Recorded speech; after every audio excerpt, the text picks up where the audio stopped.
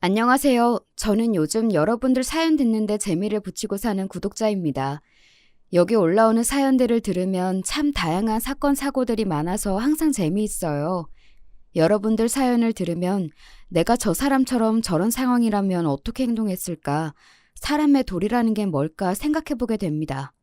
보통은 서로 지켜야 할 도리를 지키지 않아서 문제가 되는 경우가 많더라고요.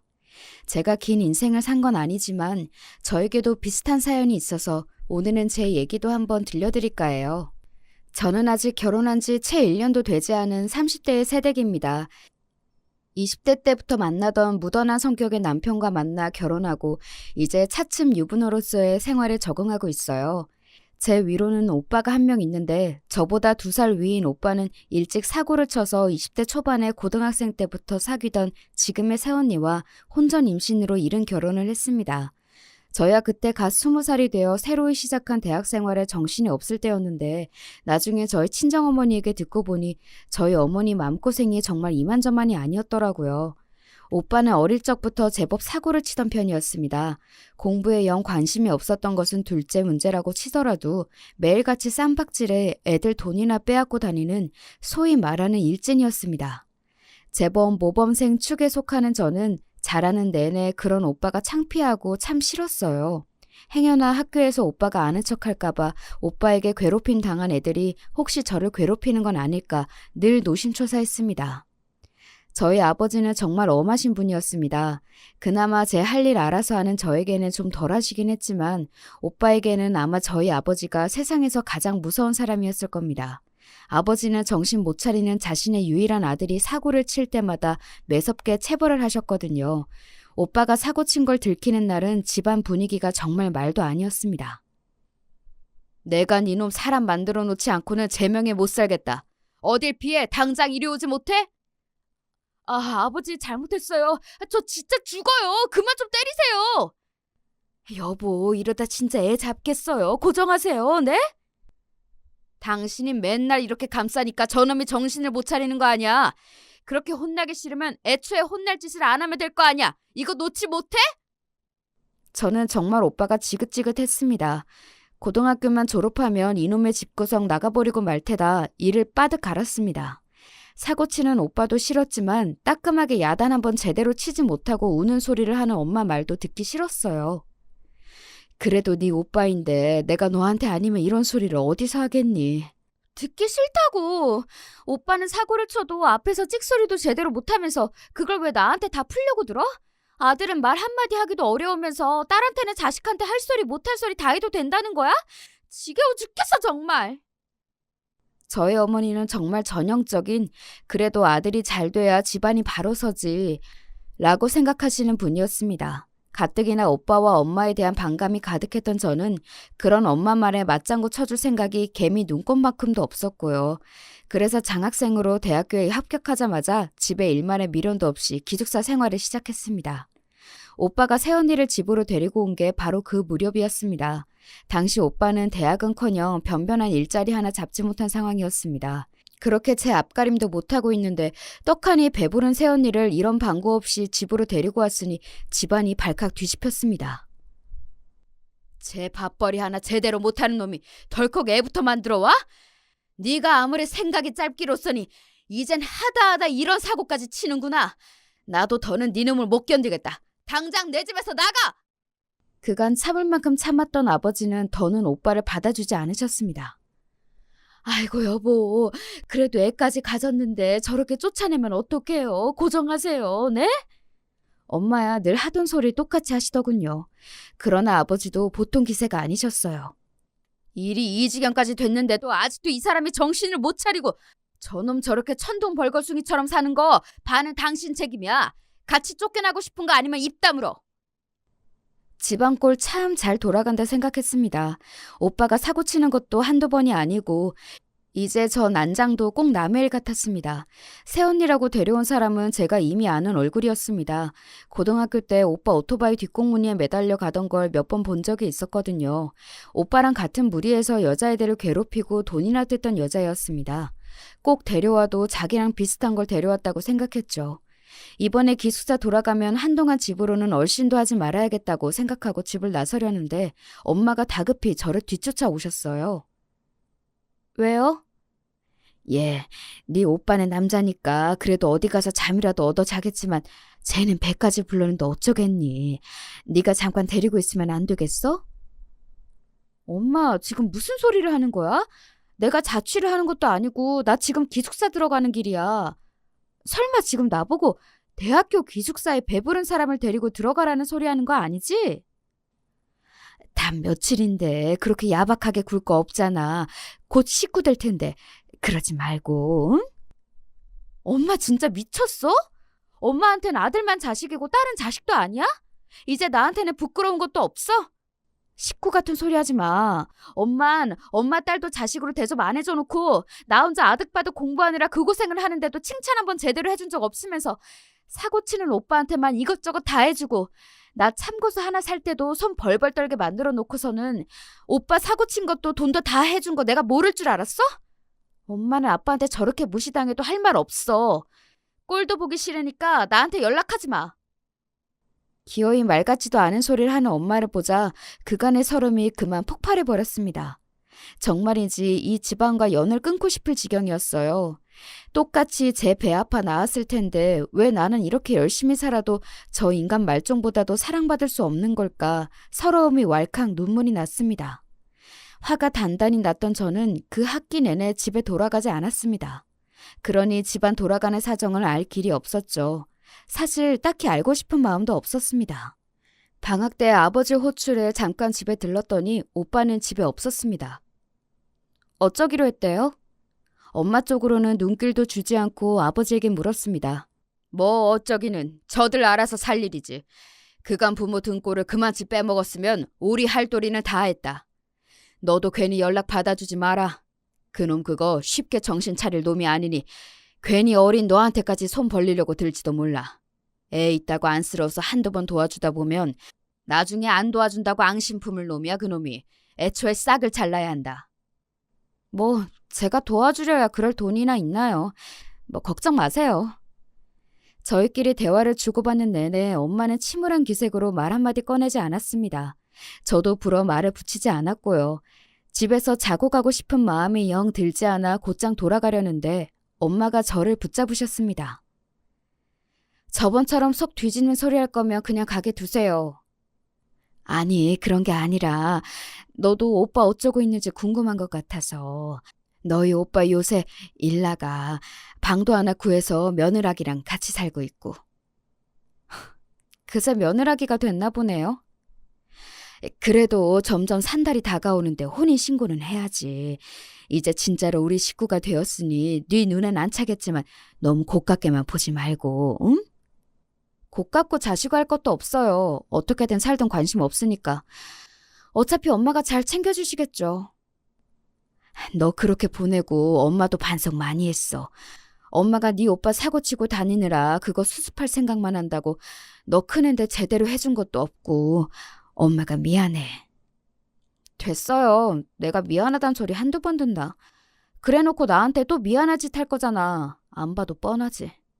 오빠 일자리도 당연히 엄마가 구해다 준 거겠죠. 방 구해줬을 거야. 말할 것도 없고.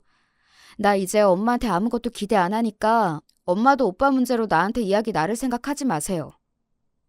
그 말을 끝으로 저는 차갑게 돌아섰습니다. 그간 아버지와 오빠 사이에서 혼자 아등바등하는 엄마가 안쓰러운 마음에 수도 없이 참아왔지만 결국 돌아온 건 상처뿐이라는 생각에 더는 엄마를 받아주기가 힘들었습니다. 그땐 엄마보다 나 스스로가 더 안쓰러웠어요. 그렇게 저는 대학 다니는 내내 본가와는 거리를 두었습니다. 저는 저 나름대로 공부하느라 바쁘고 지금의 남편과 연애도 하면서 차츰 마음의 안정을 찾아갔습니다. 드물게 집에 갈 때는 건너서 오빠 소식을 듣기도 했지만 별다른 감흥은 없었습니다. 태어난 아이는 아들이라고 들었습니다. 그때까지도 오빠와 절연한 아버지는 오빠와 오빠의 가족들을 만나지 않고 있었어요. 저도 오빠나 새언니는 궁금하지 않았지만 아이는 조금 궁금하긴 했습니다. 부모가 문제지 아이는 죄가 없잖아요. 엄마 혼자서 오빠네 집을 간간히 들락거리는 것 같았지만 불어 묻지는 않았습니다. 대학을 졸업하고 취직에 성공해 그간 대학 시절 알바해서 모은 돈으로 자취를 시작할 무렵 아버지의 건강이 안 좋아지셨습니다. 퇴직하신 지 얼마 지나지 않아 대장에서 악성 종양이 발견되었습니다. 암이었습니다. 나이가 있으시다 보니 진행이 빠르진 않았지만 그래도 암은 암이었습니다. 엄마와 저는 마른 하늘에 날벼락 맞은 기분이었지만 정작 당사자인 아버지께서는 크게 동요하지 않으셨습니다. 요새 이 나이 먹도록 안 아픈 사람이 어디 있겠어. 때되니 생길 일이 생긴 것뿐이다. 담담하게 말씀하시는 아버지 모습에 마음이 아팠습니다. 그간 오빠 때문에 마음고생이란 마음고생은 있는 대로 다 하시고 이제 퇴직하셔서 좀 편하게 사시나 했더니 암 환자가 되어버린 아버지가 안쓰러웠어요. 비록 자라는 내내 집안이 조용할 날이 없어 원망스러웠던 마음도 있었지만 그나마 아버지가 아니셨으면 제게 무관심한 엄마와 인생의 도움이라고는 안 되는 오빠 사이에서 어떻게 엇나갔을지 모를 일이었습니다. 그러고 일주일쯤 지났을 때였을까? 아버지께서 제 자취방으로 찾아오셨습니다. 딸내미 불편해하는 눈치를 빤히 아셔서 이삿날을 제외하고는 그간 아버지께서 저희 집으로 오신 적이 한 번도 없었습니다. 심상치 않은 눈치에 아버지께 앉으실 자리로 권하고는 무슨 말을 하실지 침을 꿀꺽 삼키고 기다렸습니다. 네 오빠를 만나고 왔다. 그럴 수 있지요. 어찌됐든 자식이니까요. 거기다 손자까지 있지 않습니까? 말씀은 안 하셔도 내심 손자가 보고 싶으셨을 텐데 암 진단까지 받게 되셨으니 얼굴 한번 본 적 없는 손자 생각이 더 나셨으리라 생각했습니다. 생긴 건 네 오빠를 빼다 박았는데 그래도 애가 참 얌전하니 순하더라.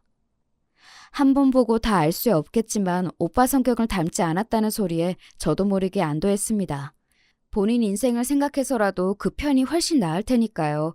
여기까지야 예상 가능한 얘기라고 생각했는데 아버지께서 뜻밖의 말씀을 하셨습니다. 오늘 널 찾아온 건 유산 문제를 미리 정리하고 싶어서야. 유산 이야기는 뜻밖이었습니다. 암 진단을 받으시긴 했지만 예후가 아주 나쁜 것도 아니었고 진행이 빠르지도 않았기에 그저 치료받으시게 할 생각뿐이었지 아버지가 돌아가실 거라고 생각하진 않았거든요. 아버지, 아직 그런 이야기 할 때는 아닌 것 같아요. 저 안 들을래요. 어허, 그냥 들어. 내가 당장에 나자빠질까 하는 소리가 아니라 이런 문제는 미리 정리를 해둬야 뒤에 잡음이 없다. 내가 아무리 생각해도 너한테 미리 언지를 해두지 않으면 네 오빠 때문에 언제가 돼도 문제가 안 생길 것 같지가 않아. 그렇게 말씀하시는 아버지 낯빛이 하도 어두워 달리 대꾸할 말이 없었습니다. 저로서도 충분히 예상 가능한 미래이니 아버지 생각은 오죽하셨겠어요. 먼저 너한테는 미안하다. 너랑 네 오빠한테는 공평하게 재산을 나눠줄 생각이야. 원래 그놈에게는 한 푼도 물려주지 않을 요량이었다만 어린 것 한 번 보고 나니 아비나 어미나 어느 것 하나 미덥지가 못한데 저 어린 게 크면서 얼마나 고생스러울지 걱정이 되어서 그냥 내버려 둘 수가 없더구나. 가뜩이나 네 엄마가 사고치는 네 오빠만 챙기고 밑빠진 독에 그리 물을 부었는데 머리로는 너한테 유산이 더 돌아가는 게 당연한데 이런 결정을 해서 너한테 면목이 없다. 정작 차별하며 키운 엄마한테도 듣지 못한 소리를 해주시는 아버지 덕에 서운한 감정이 조금은 녹아내리는 것 같았습니다. 아버지 재산 아버지 뜻대로 하시는데 왜 저한테 미안하세요? 그러지 마세요. 아버지 지금 말씀 꺼내시기 전까지는 유산은 생각도 못 해봤는걸요. 게다가 오빠 쪽에 식구가 많으니 더 물려주셔도 달리 할 말이 없었는데 그렇게 말씀해 주셔서 감사해요. 임의로 그렇게만 두면 네 오라비 길길이 날뛸 테니 내가 서류 정리는 분명하게 해둘 거야. 그러니 그 부분은 걱정하지 않아도 된다. 내가 걱정이 되는 건 너의 엄마야. 아, 그렇죠. 사고치는 아들 앞으로는 그 무엇을 주어도 아까워하지 않으실 엄마였습니다. 아버지가 무얼 걱정하시는지는 너무나 자명했죠. 네 어머니한테 바로 재산 명의 이전을 했다가는 네 오빠 입에다 재산 갖다 바치는 꼴이나 다를 게 없겠지. 지금 우리 사는 집은 주택연금 들어서 다달이 너희 어머니 생활비 나오도록 할 테고 그 사람 가고 나면 집은 공사에 귀속될 테니 그렇게만 하면 생활하는데 너한테 손 벌릴 일 없이 부족하지 않을 거다. 근데 그놈이 나 떠나고 나면 과연 그 집에 손대지 않을지 장담할 수가 없어. 당연한 의심이었습니다. 제가 보기 싫은 마음에 그간 귀 기울이지 않아 그렇지 아버지에게 절연당했는데도 어떻게든 아버지 재산에 손을 대려고 호시탐탐 기회를 노렸을 오빠 모습이 눈에 선했습니다. 그러니 아버지 마음도 일이 무거우실 수밖에요. 네 엄마랑 같이 내 생전의 집 처분과 관련해서 공증을 받을 거다. 주택연금 관련 문제는 변호사를 끼고 진행할 거고 네 엄마 옆구리 찔러서 네 오빠가 그 집을 처분하려 해도 네 동의가 없으면 주택연금 해지와 집 매매가 불가능하도록 조항을 넣을 거야. 혹여 처분하더라도 처분한 돈 그놈 혼자 홀랑 먹지 못하도록 비율 배운도 미리 기재해 둘 거고 그렇게 하면 그놈도 섣불리 제 엄마 집까지 탐내지는 못하겠지. 그런데 그렇게 하면 그놈이 집 못 팔게 한다고 너를 들볶을 게 선한데 그건 내가 떠나면 막아줄 수 있는 게 아니니 그게 벌써부터 걱정이구나. 오늘 아버지가 정말 하고 싶으셨던 말씀은 바로 이거였겠죠. 제가 이미 엄마에게 오만 정이 떨어진 걸 알고 있으셨겠지만 저 말고 엄마를 부탁할 데가 없으셨을 테니까요. 저도 엄마에게 마음의 응어리는 남아있었으나 그렇다고 오빠한테 집도 절도 빼앗기고 엄마가 길거리에 나앉길 바라는 마음은 추호도 없었기에 아버지의 결정을 이해했습니다. 알겠어요. 그렇게 할게요. 제가 그 집은 꼭 지킬 테니 아버지도 엄마 걱정은 마세요. 제게 확답을 받고서야 아버지 안색이 좀 나아지셨습니다. 간만에 오신 아버지께 맛있는 음식을 대접하며 정말 그런 일이 생기면 어떻게 대처해야 하나 좀 가슴이 답답해지는 듯도 했습니다. 아버지가 조카를 한번 보셔서 그런지 몇 년 만에 오빠에게서 연락이 왔습니다. 너 취직했다며? 그동안 잘 지냈냐? 조카 어떻게 생겼는지 궁금하지도 않았어? 연락 안 하긴 오빠도 피차 일반이었으니 말 얹지 말고. 무슨 일이야? 애가 고모를 보고 싶어 해. 고모가 있다는 얘기는 해줬는데 한 번도 본 적이 없으니 궁금했나 봐. 아버지가 집에 못 오게 하실 때야 그러려니 했지만 할아버지 얼굴도 한 번 보고 나니 더 생각이 나나 봐. 네가 나한테 감정이 별로 안 좋을 건 아는데 그래도 나도 이제 애 아빠인데 예전처럼 그러기야 하겠냐. 시간 나면 애 얼굴이라도 한번 보러 오라고. 솔직히 오빠가 다시 보고 싶은 건 아니었지만 그래도 핏줄이 당기는 건지 어린 조카가 고모를 보고 싶어 한다는 말에는 흔들리더군요. 거기다 벌써 태어난 지 수년이 되었는데 만난 적이 없어 고모 소리가 어색하다는 생각에 그간 아이에게 너무 무심했나 하는 생각도 들었습니다. 그렇게 오빠의 제안을 수락하고 처음 만나는 조카에게 줄 선물을 고르다 보니 저도 괜히 마음이 들떴습니다. 그렇게 오빠의 집에 처음으로 방문하게 되었죠. 야, 너 오랜만이다. 이제 제법 직장이 퇴근하네.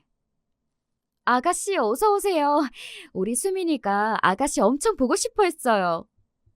마치 어제 만난 사람인 양 저를 반기는 오빠와 새언니가 좀 어색했으나 저도 분위기에 맞춰 인사를 하고는 집으로 들어섰습니다. 집이 크진 않지만 제법 관리가 잘 되어 있는 것 같았습니다. 집을 한 바퀴 휘 눈으로 둘러보고 있는데 저쪽 구석에 조그마한 아이 하나가 서 있었습니다. 제 시선을 느꼈는지 주춤한 아이는 낯을 가리는 모양이었습니다. 수민아, 수민이 보고 싶어 했던 고모야. 이리 와서 인사해. 수민이가 고모 데려오라며. 고모 왔네. 제 엄마 아빠가 어르는 소리에도 당황스러워 보이는 아이에게 제가 먼저 조심스럽게 다가갔습니다. 수민아 안녕? 고모야. 고모 궁금해했다고 들었는데 얼굴 좀 보여줄 수 있을까? 작은 목소리로 속삭이듯 아이에게 말을 걸자 그제야 아이가 슬쩍 제 얼굴을 바라보았습니다. 아버지 말대로 아이는 오빠 어릴 적 얼굴과 많이 닮아 있었지만 눈매만은 순한 것이 오빠와는 달랐습니다. 얌전하고 수줍음이 많은 아이답게 조심스럽고 조용하게 다가가는 것이 덜 부담스러울 것 같았습니다. 고모라고는 하지만 아이 입장에서는 처음 보는 어른이잖아요. 다행히도 그런 제 생각이 틀리지 않았는지 아이의 눈에 호기심이 비치기 시작했습니다. 고모도 수민이가 너무 보고 싶었어. 우리 악수할까? 대답은 하지 않지만 수줍게 제가 내민 손을 맞잡은 자그마한 손가락이 따뜻했어요. 참 이래서 핏줄이 무서운 건지 제 아빠랑 그렇게 사이가 안 좋은데도 조카는 예뻐 보이더군요. 낯은 가려도 제가 싫지는 않았는지 이내 제 무릎에 살포시 앉은 수민이는 제가 그날 집에 돌아갈 때까지 얌전히 제 무릎 위를 지키고 앉았습니다. 고모, 다음에 또 와요? 아이고 예뻐라고 하루 새에 저는 그만 수민이에게 마음을 홀딱 빼앗겨 버렸습니다. 기어코 제 아들과 절연하리라는 아버지의 강철 같은 다짐을 꺾은 아이이니 오죽하게나 싶었으나 아이는 정말 예쁘고 사랑스러웠습니다. 무엇보다 성격이 제 아버지를 닮지 않았다는 게 더 마음에 든 게 아니었나 싶기도 합니다. 한번 물꼬를 트고 나니 서로 간의 교류는 잦아졌습니다. 저도 그간 엄마와 소원해진 탓에 본가에 잘 방문하지 않았는데 아무래도 사이에 수민이가 끼다 보니 저도 가끔씩 본가에 들르게 되더라고요. 특히 아버지가 수민이를 보면 기뻐하셔서 그 모습도 보기가 좋았습니다. 항암 치료를 받으면서 힘드실 아버지께 수민이가 위안이 되어주어 고마웠습니다. 그렇게 집에 드나들다 보니 자연히 엄마와도 마주치는 일이 잦아지게 되었죠. 엄마는 간만에 보는 제 눈치를 보면서도 오랜만에 집에 딸이 와 있다는 게 기쁘신 것 같아 보였습니다. 예, 이것도 좀 먹어봐. 너 이거 좋아하잖아. 알아서 먹을게요. 잘 먹고 있어요. 정작 잘할 때는 오빠 좋아하는 반찬 위주였던 식탁에 제 입맛에 맞는 음식들이 올라왔습니다. 엄마 딴에도 저와 잘 풀어보려고 노력하시는 게 느껴졌어요. 저는 예전처럼 엄마의 감정 쓰레기통 노릇을 다시 할 생각은 추호도 없었지만 그저 이 정도 거리라면 나쁘지 않겠다는 생각을 했던 것 같습니다. 조금 이상했던 건 오빠와 올케가 저를 대하는 태도가 좀 미심쩍었다는 겁니다. 처음에는 오랜만에 다시 만난 동생이고 또 오빠 말 맞다나 저도 이제 부모가 되었으니 그래도 좀 정신을 차린 것이 아닐까 했지만 그러기에도 둘의 태도에는 뭔가 석연치 않은 구석이 있었습니다. 아버지와 대화 중에 지나는 말로 제가 그런 말을 하자 아버지께서 한 말씀 하셨습니다. 아마 내가 한 말 때문일 거다. 무슨 말이요? 오빠랑 언니한테 따로 무슨 말씀 하셨어요? 내가 믿는 자식은 너 하나뿐이라고.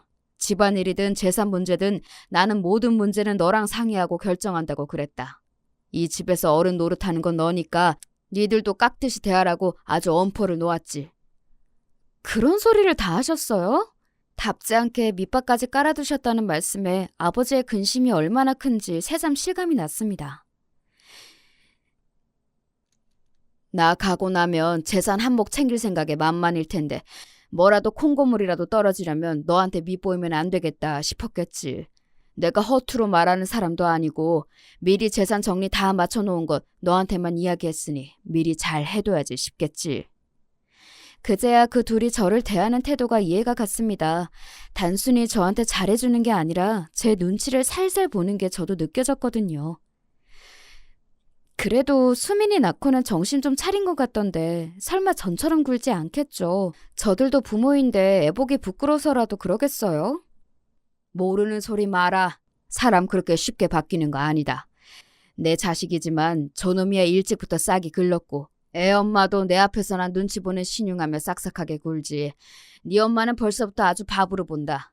내 앞에서는 자제하기는 하는데 가끔 애한테 버럭하는 걸 보면 집에서는 또 얼마나 애한테 드자비를 할지도 걱정스럽고. 엄마를 바보로 본다는 말이 걸리긴 했지만 그동안 오빠에게 해오던 걸 올케에게도 별다를 것 없이 했다면 엄마가 호구를 잡힐 만도 하다는 짐작은 갔습니다. 그보다는 애한테 버럭한다는 게 마음이 쓰였습니다.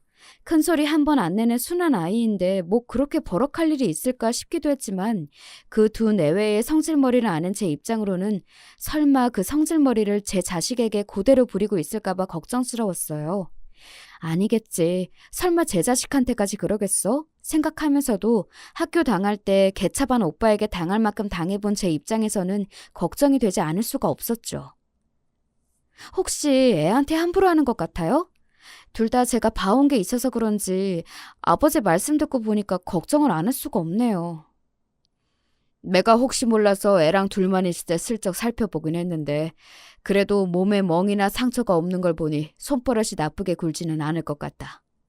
근데 애가 하는 얘기를 가만히 들어보면 둘이 싸우기도 자주 싸우는 모양이야. 그럴 때마다 애한테 화풀이 하듯이 말하는 것 같은데 가뜩이나 성정에 소심한 수민의 성격을 버리는 건 아닐지 걱정이다. 싸우면 애 안 보는 데서나 싸울 일이지 성격이 보통이 아닌 두 사람이 싸우면 집안 꼴이 어떨지 눈앞에 보이는 것 같았습니다. 눈에 넣어도 아프지 않을 조카가 매일같이 그런 환경에 노출되어 있다고 하니 아이에게 더 신경이 쓰였죠. 오빠 집에 자주 가세요? 어? 흔치 않게 제가 먼저 말을 붙이자 엄마가 놀라신 듯 저를 돌아보셨습니다. 혹여 제 오빠 마음에 안 드는데 제 마음을 상하게 하는 건 아닐까 말을 고르시는 듯 보였습니다. 아니, 가끔 수민이도 볼 겸 애들 살림도 봐줄 겸 가지. 살림을 봐주신다고요? 아니, 애엄마가 가끔 일을 나가거든.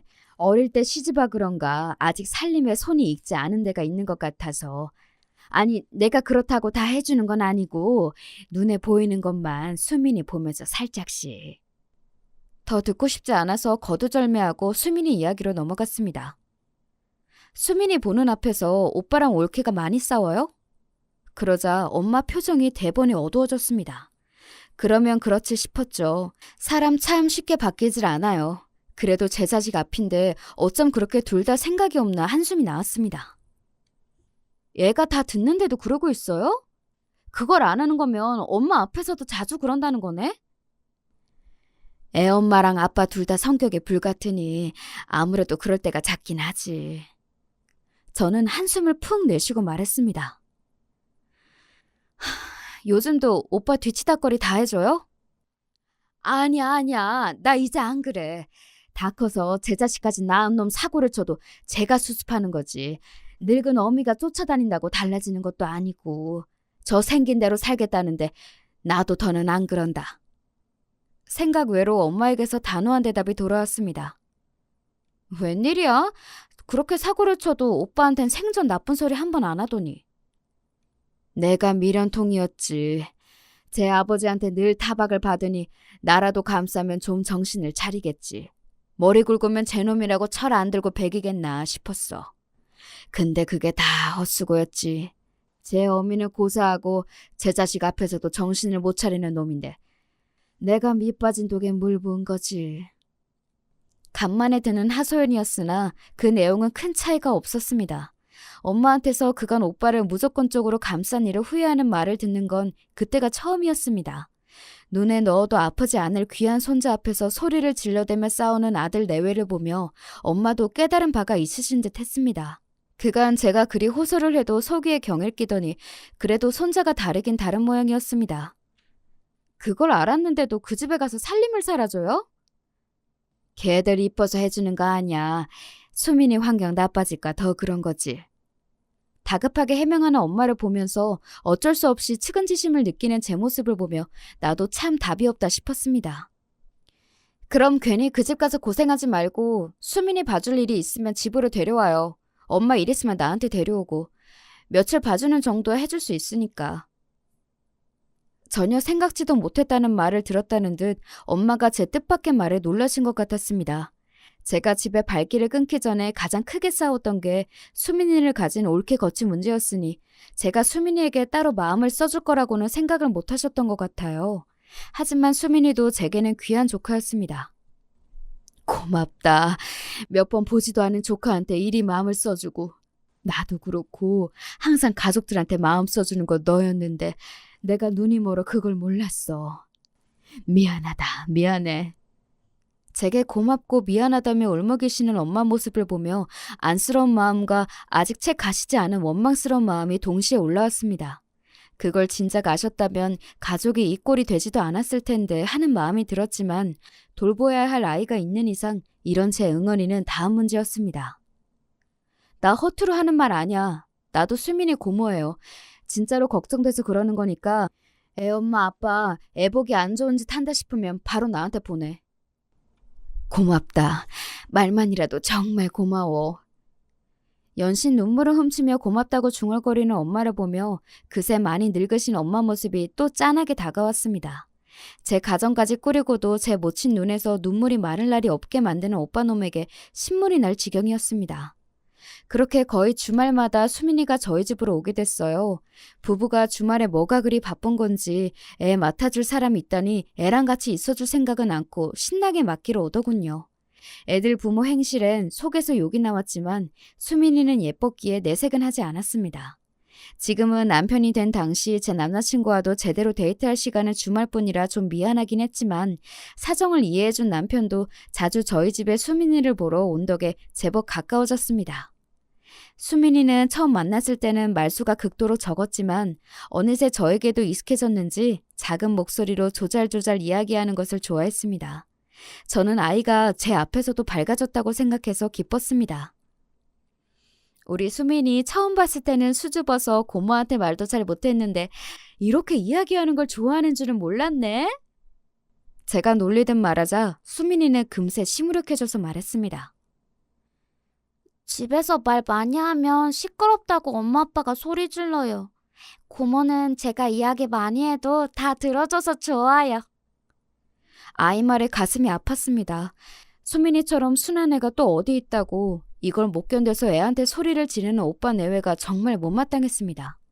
제 마음만 같아서는 수민이를 제가 확 데려와 버리고 싶었지만 부모가 뻔히 생존해 있는데 그럴 수 있을 리가 만무했죠.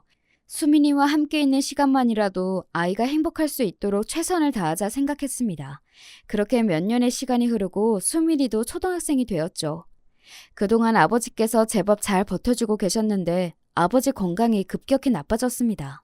아무리 암이 한치 앞을 알 수 없다고 하지만 너무 갑자기 상태가 좋지 않아져서 당황스러웠습니다.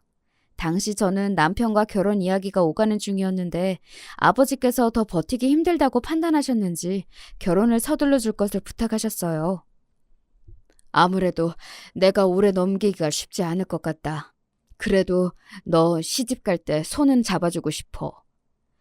정말 별소리를 다 하신다 하며 아버지를 타박했지만 아버지의 시간이 얼마 남지 않았다는 걸 저도 인정하지 않을 수가 없었습니다. 그 무렵 아버지는 정말 병색이 완연하셨거든요. 결국 예정보다 몇 달 앞당겨 결혼식을 치른 지 보름도 되지 않아 아버지께서 돌아가셨습니다. 상실감에 제정신을 차리고 있기가 힘겨웠지만 남은 일이 산더미 같았습니다. 아버지의 장례를 마치고 산소를 꾸미느라 정신없는 시간을 보내고 다들 어느 정도 일상으로 돌아오자 아버지가 가장 걱정하셨던 유산 문제가 남아 있었습니다. 아버지께서 예전부터 저에게 말씀하시고 미리 준비하신 덕에 모든 준비는 완벽했습니다. 혹여 제가 혼자서 미리 유산과 관련된 사실을 알았다거나 유산 문제에 예전부터 관여되어 있는 걸 알면 오빠가 어떻게 나올지 몰랐기에 아버지의 유산 배분의 공표 또한 변호사에게 이름해 두셨습니다. 그렇게 유산과 관련한 세부 사항들이 공개되자 저도 일단 아버지가 당부해 두신 대로 사전에 유산 문제에 대한 언지를 들은 적 없는 것처럼 행동했습니다. 어머니를 우리가 모시면 이 집 문제도 유산으로 해결해야 하지 않나? 오빠가 시커먼 속을 채 숨기지도 못하고 드러내자 집과 관련해 미리 결정되었던 주택연금 문제와 처분에 관련된 사항 또한 공개되었습니다.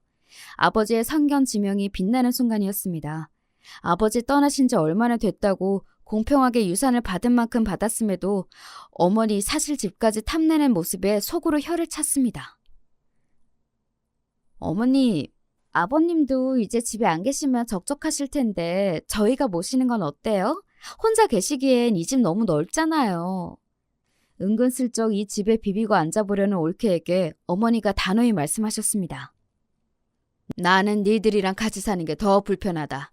평생 내가 내 남편이랑 같이 산 집인데 나는 여기서 그냥 혼자 살란다.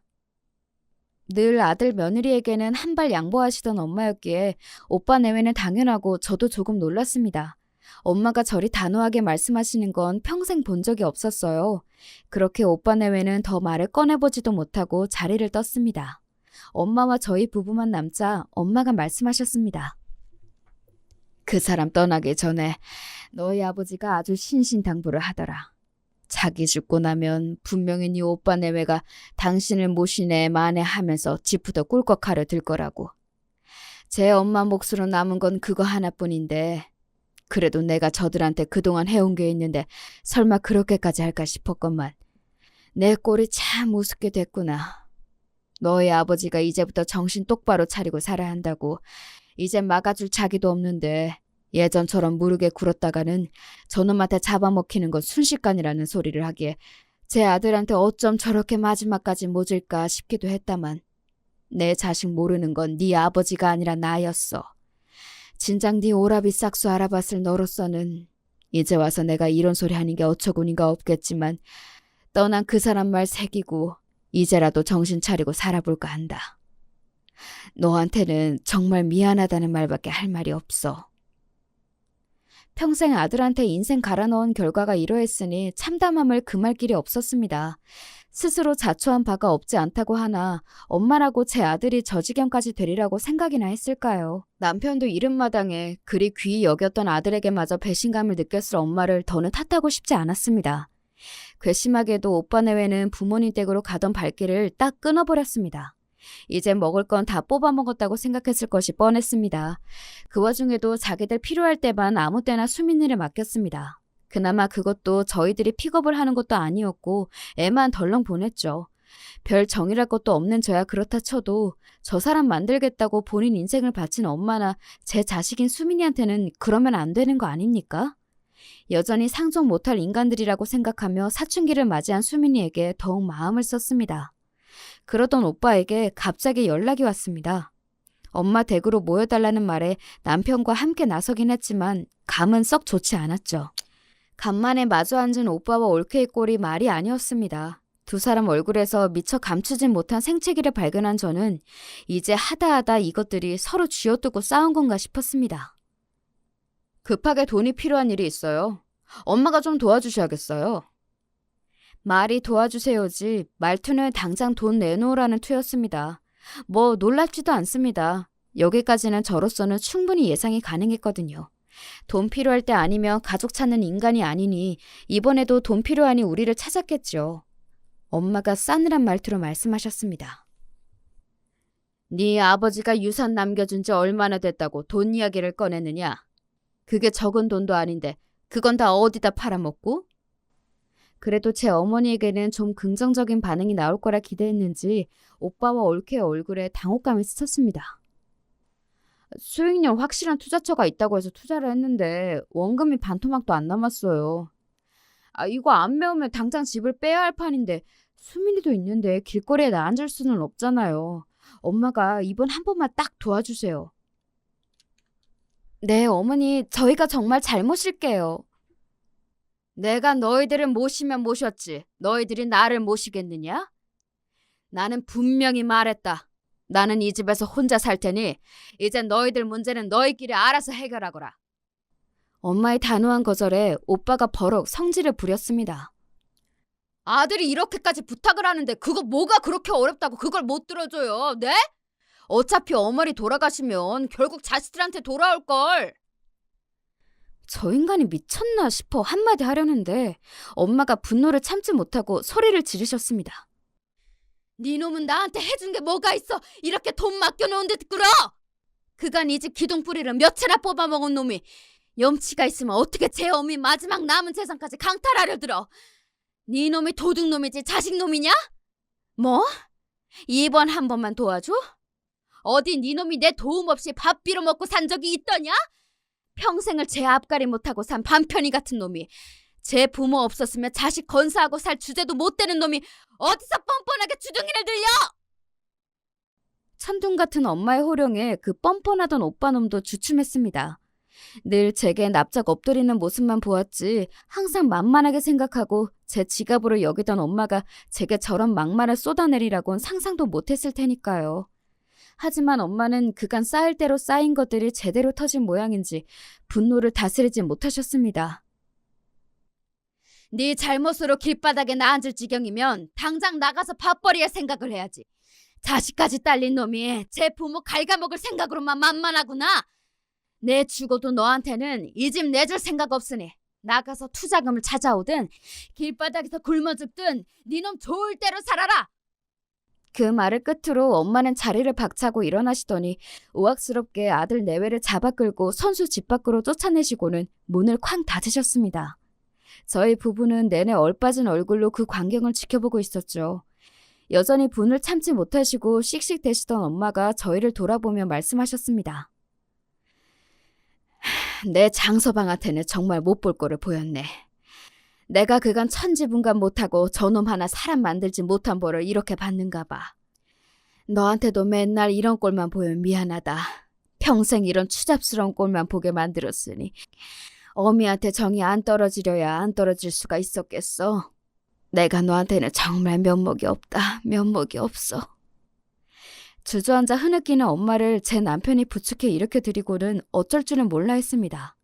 저는 참담한 기분을 느끼면서도 이전과는 확연히 달라진 엄마의 반응에 이제는 정말 예전 같은 실수를 반복하지 않으실 거라는 신랄 같은 기대감 역시 느꼈습니다. 그러나 이런 엄마와는 달리 여전했던 오빠와 올케는 엄마에게 쫓겨난 날 이후에도 엄마 집 앞을 찾아가거나 저와 제 남편, 엄마한테 수백 번 전화를 돌리며 돈을 해달라고 요구했습니다. 인간아, 양심이 있으면 그만 귀찮게 굴고 네 앞가림은 네가 해라. 지금까지 그러고 살았으면 이제 정신 차릴 때도 한참 지났다. 너 진짜 수민이 보기에 부끄럽지도 않아? 조카를 생각하면 더 이러면 안 되지. 너 진짜 수민이 길바닥에 나앉는 꼴 보고 싶어? 정말이지 답도 없는 인간이었습니다. 평생을 대면대면하게 살아온 저한테 이 정도인데 엄마가 얼마나 시달리고 계실지는 보지 않아도 눈에 보이는 듯 했습니다. 요새도 집 앞으로 찾아오고 그래요? 그러든지 말든지 절대 문 안 열어줬다. 이제 보니 내가 아들이 아니라 짐승 새끼를 키웠어. 짐승도 저 키워준 어미는 안 물어뜯으니 저건 악귀다, 악귀야. 엄마 입에서 나오는 오만 정이 다 떨어졌다는 말투에 제가 다 놀라울 지경이었습니다. 정말로 내가 예전에 원망했던 엄마 모습은 없는구나 싶기도 했어요. 잘하셨어요. 마음 약해지지 말고 지금 하는 대로 하세요. 온 가족의 싸늘해진 태도에도 불구하고 오빠와 올케는 지부했습니다. 그렇게 한 달 가까이 시달렸을까 엄마에게서 온 가족 호출령이 떨어졌습니다. 어머니, 어쩐 일이세요? 그간 내내 문정박대 당하다 뜻밖의 받은 엄마의 연락에 헐레벌떡 달려온 오빠네외가 뭐라도 떨어질까 싶은 기대감에 눈을 번쩍거렸습니다.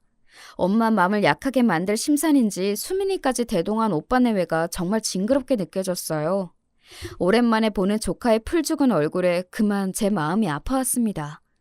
그간 아들 내외에게 학을 때도 제대로 됐던 엄마가 무슨 일로 온 식구들을 불러 모았는지 저도 궁금했습니다. 내가 알츠하이머 판정을 받았다. 순식간에 모든 소리가 뚝 멎었습니다.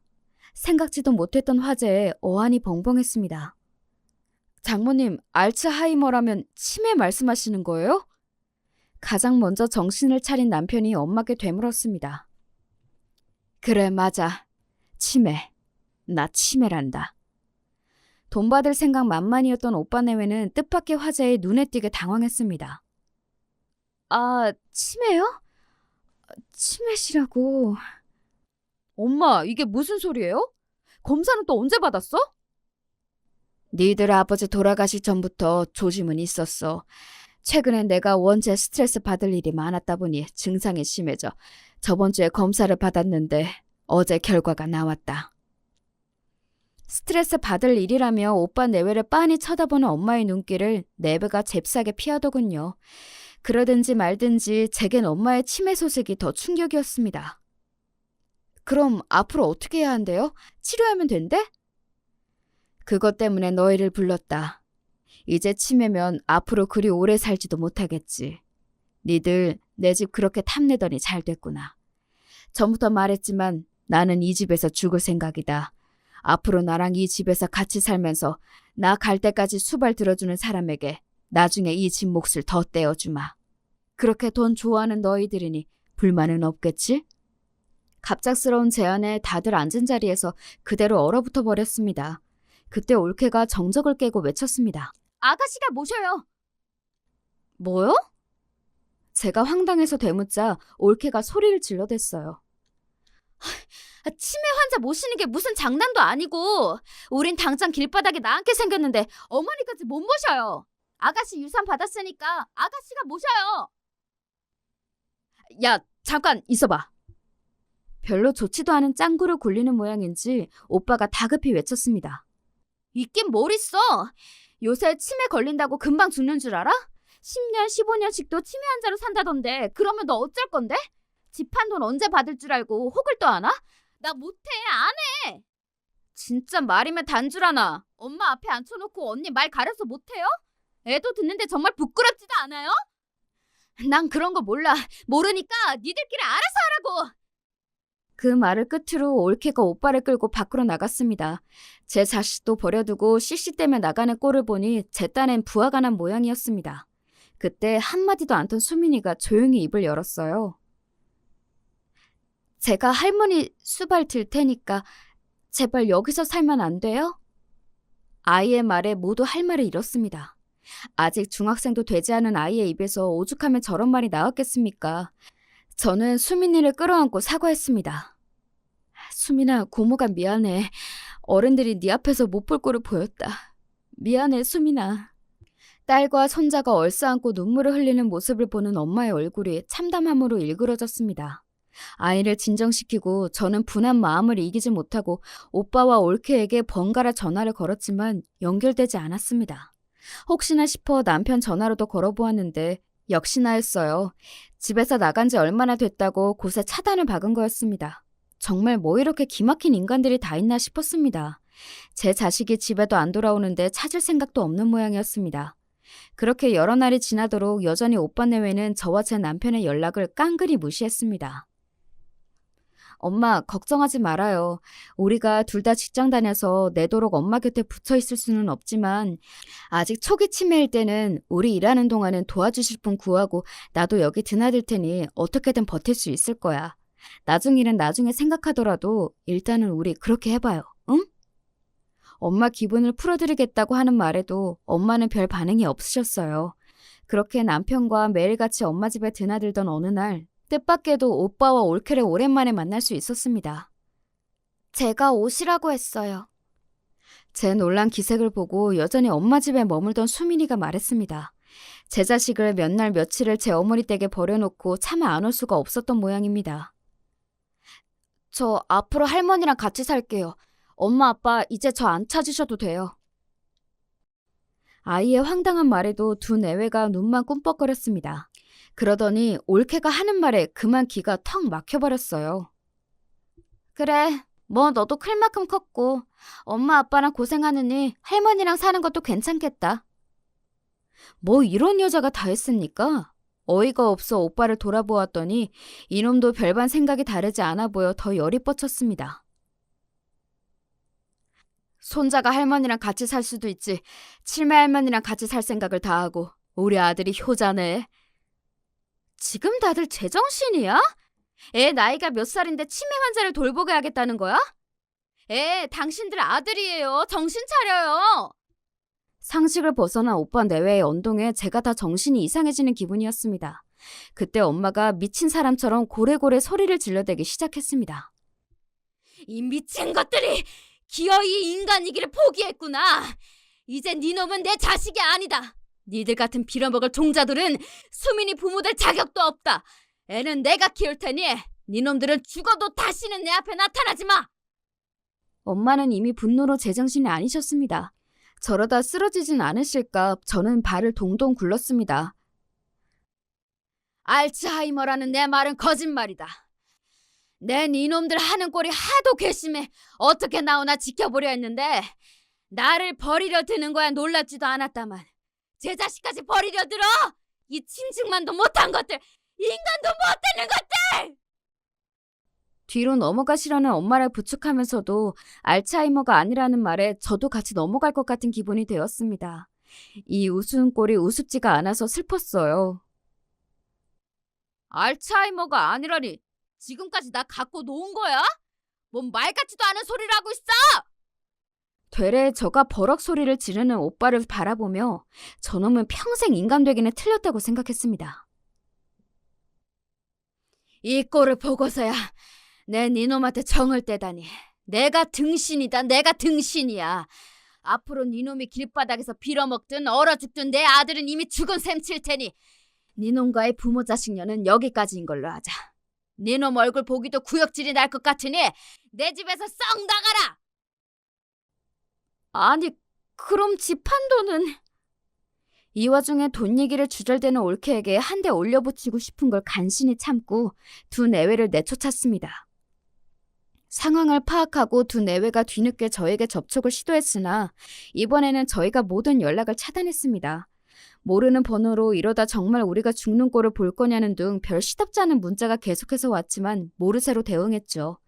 남은 재산 하나 없이 알거지가 된 데다 생활력도 없으니 정말 길바닥에 나앉을 날이 목전일 겁니다. 돈 나올 구석인 제 모친과 동생에게도 완전히 버림받았으니 이제야 세상의 냉혹함을 온몸으로 부딪히게 되겠지요.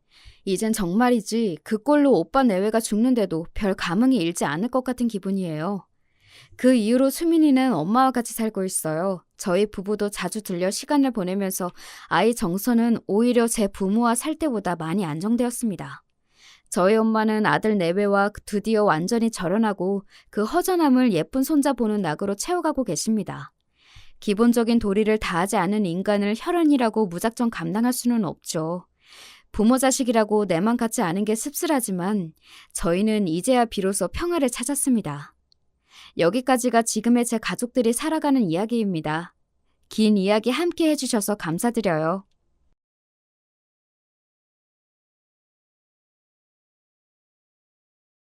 안녕하세요. 저는 경기도에 사는 50대 후반 여성입니다.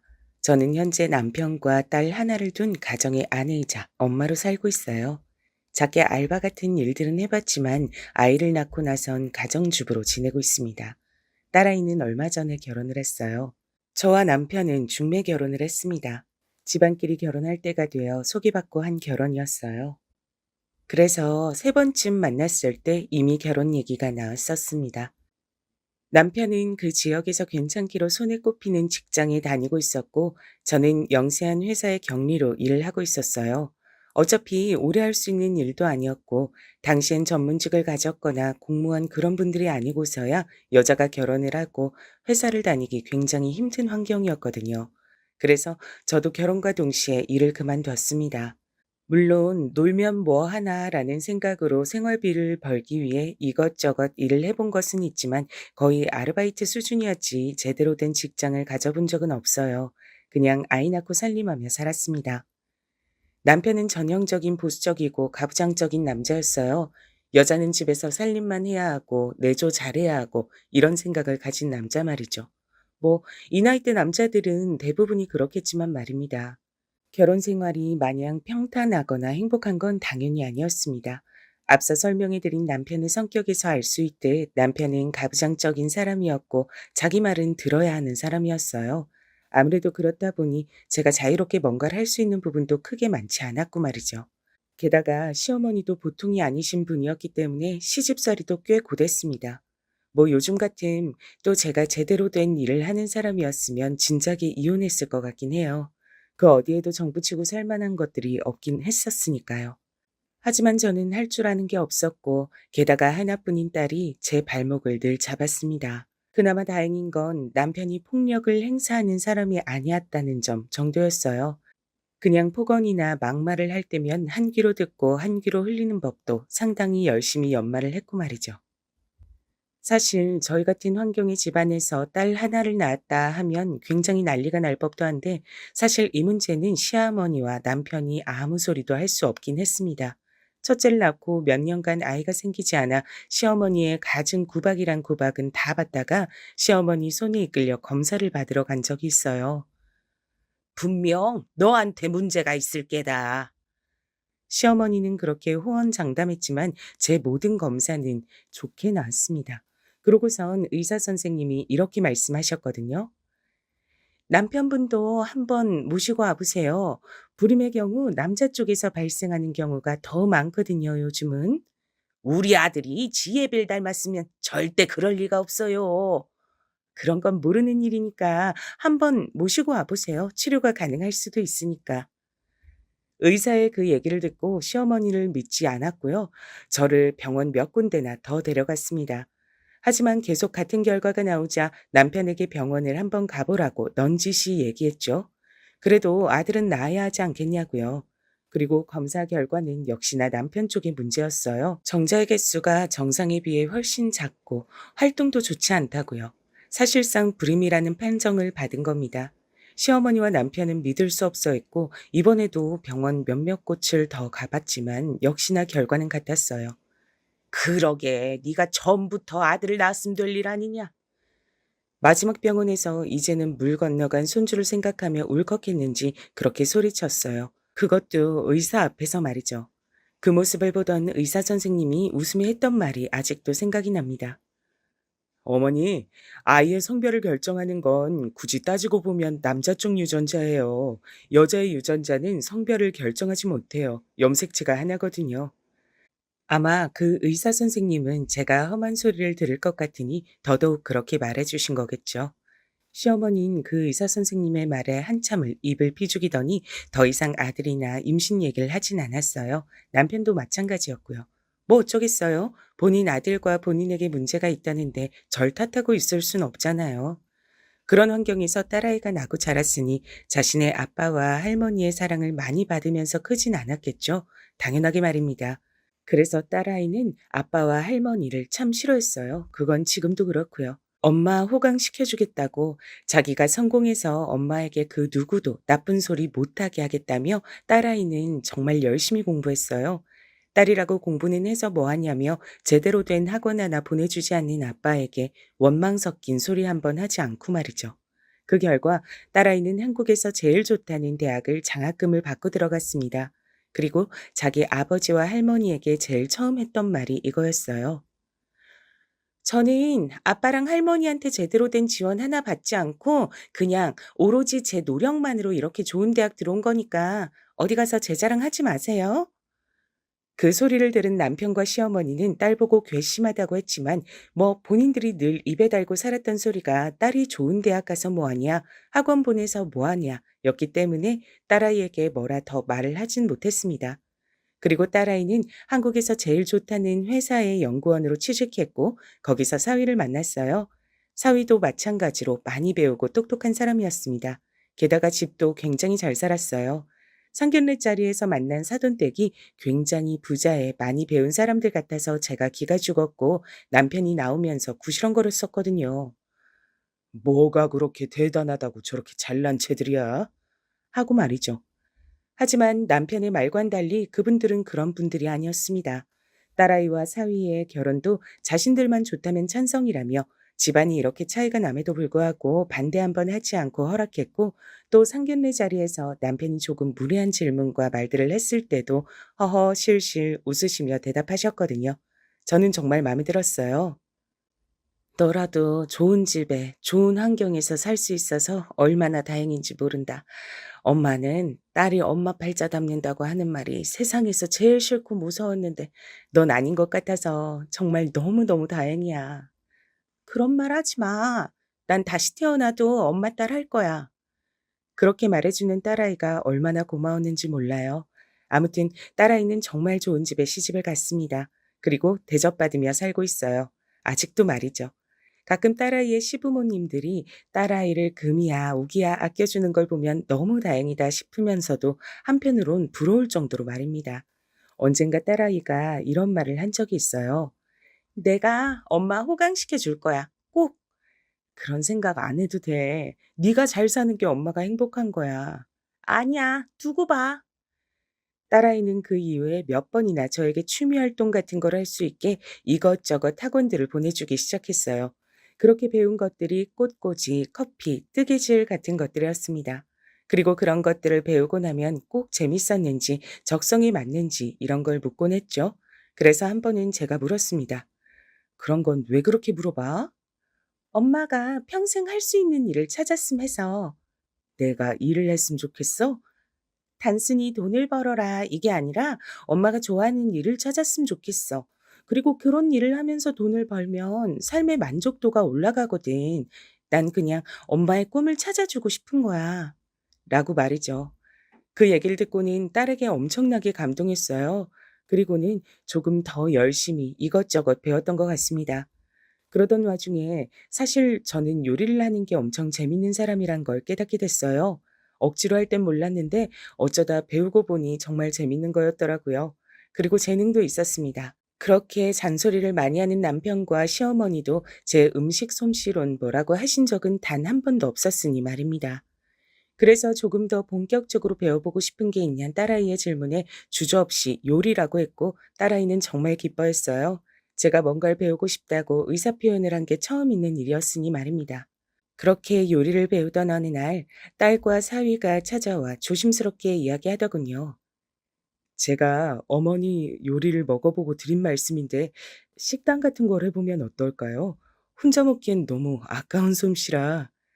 창업을 한다는 게 힘든 일이긴 하니까 엄마도 충분히 고민해보고 얘기해줬으면 좋겠어. 근데 난 엄마가 새로운 일을 해봤으면 싶어서 적극적으로 찬성이야. 라고 말이죠. 사실 한 번도 생각해 본 적이 없었거든요. 인제 와서 그런 일에 도전한다는 것 자체를 말입니다. 딸아이와 사위가 창업 비용은 걱정하지 말라며 자신들이 투자하겠다 했지만 그것도 쉽게 받아들일 수 없는 문제긴 했잖아요. 그래서 고민을 조금 해본다고 했습니다. 그 즈음이었어요. 그 일이 터진 게 말입니다. 저희 친정어머니가 많이 아프셨어요. 원래 척추가 상당히 안 좋으셨는데 나이가 드시면서 그게 더 심해졌거든요. 그래서 제대로 앉아있지도 못하셨습니다. 물론 걷는 건 더더욱 힘들어 하셨고요. 수술 받아. 아이고, 됐다. 그거 한두 푼 하는 것도 아니고 내가 좀 불편하고 말면 될걸. 다른 것도 아니고 허리가 아픈 건데 뭐가 좀 불편하고 말고야. 수술 받아. 혹시 비싸서 그래? 척추 수술 비용만 거의 2천만 원이었거든요. 제대로 움직이지도 못하고 누워있는 엄마를 보니 정말 그대로 둘 수가 없겠더라고요. 제가 그동안 남편 몰래 모아온 돈이 있긴 했지만 그걸론 모자랐어요. 그래서 남편에게 슬쩍 말을 꺼냈습니다. 엄마, 수술 시켜드려야 할 것 같아. 제 말에 남편이 갑자기 소리를 버럭 지르더군요. 그 소리에 정말 놀랐습니다. 그걸 왜 나한테 얘기해? 돈이라도 달라는 거야, 뭐야? 노인네가 저러고 아무것도 못하고 누워서 아파하는데 수술은 시켜드려야지. 그냥 보고만 있을 순 없잖아. 척수 수술, 그거 한두 푼 하는 것도 아닌데. 그래서 돈이 없는 것도 아니고 그냥 보고만 있어? 어차피 늙은 사람 뭐하러 고쳐서 더 오래 살게 해? 그냥 그대로 누워있게 둬. 척추만 아픈 것도 아니고 전신이 다 아픈 것 같더만. 어차피 수술해도 오래 못 살아. 아니, 어떻게 그런 말을 할 수가 있는 거죠? 수술비를 주지 않는 건 않는 건데 저는 남편의 그런 말에 더더욱 상처받았습니다. 정말 우울해질 정도로 말이죠. 그날 저녁에 한참을 울었어요. 내가 몇십 년 동안 저 사람에겐 인간도 아니었구나. 우리 집안은 저 사람에게 정말 벌어지만 못한 존재구나 하는 것이 그렇게 와닿을 수가 없었거든요. 어디서 듣고서는 알았는지 딸아이가 보내준 1,000만 원으로 무사히 친정어머니 수술을 시켜드릴 수 있었습니다. 그마저도 남편이 그러더군요. 혹시 당신이 어디서 나 몰래 빼돌린 돈으로 준 거 아니야? 10원짜리 하나까지 본인이 다 체크하는 사람이 내가 그렇게 큰 돈을 꺼내가는 걸 모를 리 있어요? 제가 그렇게 정색하며 말을 하자 본인도 그건 좀 아니다 싶었는지 입을 삐죽이더군요. 아니면 장모님이 그렇게 큰 돈이 어디 있어서 수술을 해? 한두 푼 보태준 것도 아니면서 그건 뭘 그렇게 궁금해해요? 당신 돈 가져다 쓴 거 아니니까 신경도 쓰지 마요. 제 그 말에 할 말이 없었는지 그냥 혼자 구시렁대곤 말았습니다. 만약에 딸아이가 준 돈으로 수술시켜 드렸다고 하면 또 한바탕 난리가 났을 겁니다. 그런 노인네 수술할 돈으로 자기 부모한테 효도나 하지 하면서 말이죠. 저는 사실 그 일 이후로 완전히 남편에게서 정을 뗐어요. 사실 그런데도 이혼하지 않고 있었던 이유 중에 하나는 딸아이에게 부담이 될까 했던 것이었습니다. 아무 능력도 없는 제가 집에서 나왔을 때 딸아이가 신경 써야 할 것들이 더 많을 걸로 생각했거든요. 그리고 사돈댁에서도 뭐라고 생각하실지 걱정이 되었고 말이죠. 그래서 이혼은 생각했다가도 고개를 절레절레 저었어요. 언젠가 딸아이가 이런 말을 한 적이 있긴 합니다. 그냥 아버지랑 헤어져. 예전엔 나 때문에 아버지 없는 자식 만들기 싫어서 그랬다 하더라도 이젠 나도 다 컸고 결혼도 했는데 뭔 상관이야. 그래도 그게 쉽게 되는 게 아니야. 사실 그전엔 남편이 저에게 모질게 굴긴 했어도 그간 살아온 정 같은 게 있긴 했거든요. 그래서 그렇게 말했었던 기억이 있었는데 그 후론 그마저도 다 사라졌어요. 게다가 주변 얘기를 들어보면 젊은 시절 그렇게 며느리를 괴롭혔던 시어머니들도 나이가 들면 한풀 꺾인다고들 하셨거든요. 그런데 저희 시어머니는 정말 대단하신 분이었는지 그럴 기미가 하나도 보이지 않았습니다. 오늘은 내가 꽃게탕이 좀 먹고 싶다. 어머니, 꽃게가 철이 아니어서 구하기도 힘들고 또 구한다 하더라도 살이 없을 텐데 혹시 다른 거 드시고 싶으신 건 없으세요? 시애미가 먹고 싶다 하면 뭐든 도달지 말고 하면 그만이지. 뭐가 이유가 그렇게 많아? 내가 먹고 싶다고! 그렇게 소리를 질렀어요. 아직도 말이죠. 며느리가 곧 환갑이 되어 가는데요. 또 그렇게 억지를 부려서 해다가 주면 "뭐 살이 없네. 너는 어디서 이런 개를 구해서 왔네." 하면서 불평불만을 했습니다. 정말 말 그대로 억지를 많이 피우셨어요. 저는 그 일 이후 딸과 사위가 제안한 창업에 대해 진지하게 생각했습니다. 이렇게 집안에서 남편 얼굴만 보고 있으면 정말 복창이 뒤집어지는 것 같았거든요. 게다가 곧 은퇴를 하는데 그러면 같이 보낼 시간이 더 길어지는 거잖아요. 생각만 해도 끔찍하더군요. 남편에게 얘기했더니 물론 불같이 화를 내며 안 된다고 했지만 딸아이와 사위가 자금을 대준다고 하니 딱히 반대할 명분도 없는 것 같더라고요. 그냥 전에는 자기 엄마밖에 모른다고 막말하길래 그럼 딸내미한테 좀 잘하길 그랬냐. 아들 아니라고 구박하면서 학교도 학원도 보내는데 한 푼도 안 준다고 입버릇처럼 말한 거 잊었냐. 애는 아직도 그거 기억하고 있다고 하니 쩝 입맛을 다시며 입을 다물더군요. 자기가 생각해도 할 말이 없었을 겁니다. 실제로 그런 이유로 지금도 딸내미 앞에선 말 한마디 제대로 못하니까 말이죠. 원래 뭐라고 한 적이 한 번 있긴 했어요.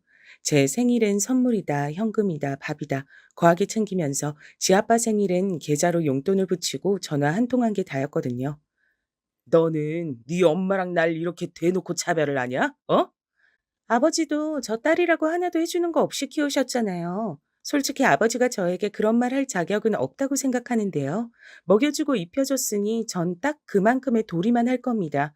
저한테 그 이상을 바라시는 건 너무 염치가 없으세요." 정색하며 우다다 이야기하는 딸아이의 모습에 그 이후로는 절대 그런 말들을 딸아이 앞에선 꺼내지 않습니다. 본인도 부끄러운 줄은 아는 거죠. 그래서 그 창업 문제도 제 앞에서만 뭐라 마음에 안 든다고 얘기했을 뿐 딸 앞에서는 말 한마디 못했어요. 그건 시어머니도 마찬가지였습니다. 시어머니도 언젠가 한번 "너는 할머니는 안 보이냐?" 타박했다가 할머니가 저한테 해준 게 뭐가 있으시냐? 아들 아니라고 구박밖에 더했냐? 지금 저한테 뭔가를 바라시는 건 너무 양심이 없으신 것 같다며 한바탕 난리가 난 적이 있었거든요. 그 이후론 손녀 얘긴 잘 하지 않으셨어요. 가끔 나와도 그 싹퉁 바가지 정도로만 얘기했고 말이죠. 물론 저에겐 "네가 하면 뭘 하겠냐"는 둥, "너는 그냥 조용히 집에서 살림이나 하라는 둥, 네가 요리 잘한다고 하니 진짜 그런 줄 아느냐는 둥 그런 소리를 해대긴 하셨지만 말입니다. 거의 망하길 바라며 저주하다시피 했지만 그 두 사람의 말과는 반대로 초반부터 장사가 꽤 괜찮게 됐어요. 물론 그마저도 남편과 시어머니는 오픈빨이라는 둥, 원래는 처음엔 장사가 잘 된다는 둥, 여전히 그런 말만 해댔지만 말입니다. 저도 장사에 재미를 붙여가고 있었어요. 손님들이 맛있다고 해주시면 기분이 너무 좋고 한 번 오셨던 분이 다시 오면 정말 눈물이 날 것 같은 기분이 들기도 했습니다. 그냥 그 모든 게 너무 재밌었어요. 그리고 무엇보다 제 손으로 돈을 버는 행위 자체가 참 뭐랄까 뿌듯하더라고요. 남편에게 이제 더 이상 생활비가 어쩌고 하는 싫은 소리 하지 않아도 되고 더 이상 눈치를 보지 않아도 됐고 말이죠. 그전엔 생활비로 10만 원만 더 나가도 살림을 잘하네 못하네 사치를 하네 아니네 하면서 말도 안 되는 소리를 해댔었거든요.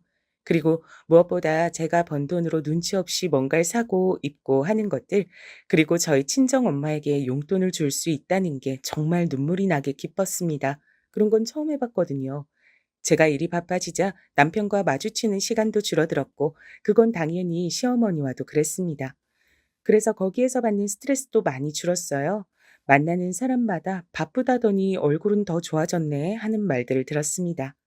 한창 그렇게 바빠서 정신이 없을 때 시어머니 생신인 날이 있었던 적이 있어요. 이때 있었던 일을 말씀드릴까 합니다. 원래 시어머니 생신 땐 제가 음식을 했는데 이번엔 정신이 없어서 제대로 가진 못했어요. 평소에 해드렸던 것보다 가짓수가 조금 적긴 했습니다. 그래도 그만큼 용돈을 더 챙겨드리면 된다고 생각했죠. 그래서 그날은 가게 휴무이기도 해서 오전 일찍 음식을 해 시댁에 들고 갔습니다. 그런데 시어머니는 보자마자 이렇게 말했어요. "이게 다냐?" 아, 이번엔 가게 때문에 정신이 없어서요. 그래도 어머니가 좋아하시는 건 다 했어요. 미역국이랑 꽃게탕, 갈비찜 하는데 시어머니가 제가 들고 온 미역국 냄비를 바닥에 집어 던지시더군요. 제가 너무 놀라서 그 자리에 굳어 있었습니다. "돈 좀 번다고 시어머니한테까지 유세를 떨 작정이지 네가?" 아, 아니 어머니. "어디서 이따위 음식들을 시어머니 생일이랍시고 들고 와. 네가 지금 제정신이냐? 어?" 아니 이게 다가 아니고 "뭐? 뭐가 더 있는데?" 아니 뭐가 더 있대도 너 요즘 오라고 해도 가게 때문에 못 온다. 뭐 해달라고 해도 바빠서 못 한다. 마음에 안 드는 게 한두 가지인 줄 알아? 그런 얘기를 가만히 듣고 있는데 저도 그동안 쌓였던 게 터지는 기분이 들더군요. 아니 어머니, 제가 진짜 바쁜 게 사실이고 하기 싫어서 안 하는 게 아닌 것도 사실이고, 그리고 주변에 한번 물어보세요. 나이 60이 다 돼서 아직도 이렇게 시어머니 시집살이 하는 며느리가 있는지요. 저는 듣지도 보지도 못했네요. 다른 댁 시어머니들은 그래도 나이가 들면 성격도 유해진다는데 어머님은 왜 갈수록 점점 더 괴팍해지시는지도 모르겠고. 뭐? 괴팍? 이게 말 다 했어? 하면서 시어머니가 그대로 제 머리채를 잡으셨습니다. 어찌나 힘도 좋으신지 전 그대로 끌려갔어요. 그렇게 아프다고 소리를 지르는 저를 한참을 머리를 쥐뜯고 나서야 놓아주었습니다. 전 그대로 그 집을 나왔고요. 눈물이 나더라고요. 엉엉 울면서 집으로 돌아왔습니다. 그리고 한참을 앉아 있는데 남편이 왔어요. 시어머니에게 얘기를 다 들었다는 듯 들어오자마자 절 향해 소리쳤습니다. 당신 미쳤어? 어머니한테 그런 소리를 해? 어머님이 바쁘다고 그동안 얼마나 당신을 봐줬는데 생일에 평소만 못하면 어른으로선 당연히 서운할 수 있는데 거기다 대고 시집살이니 괴팍하다느니 그런 얘기를 해? 지금 당장 다시 가서 무릎 꿇고 싹싹 빌어. 어머님이 안 받아주신다고 해도 빌어. 당장! 그런 말까지 들으니 더 서럽더라고요. 물론 남편이 제 편이라거나 절 이해해 주거나 했던 적이 평생 가야 없긴 했지만 이 나이에 이 꼴을 당하고 앉아 있는 자기 아내에게 얘기를 들어볼 생각은 하나도 하지 않고 대뜸 소리만 지르는 저 모습이 말입니다. 그래서 저도 모르게 큰 소리가 나갔어요.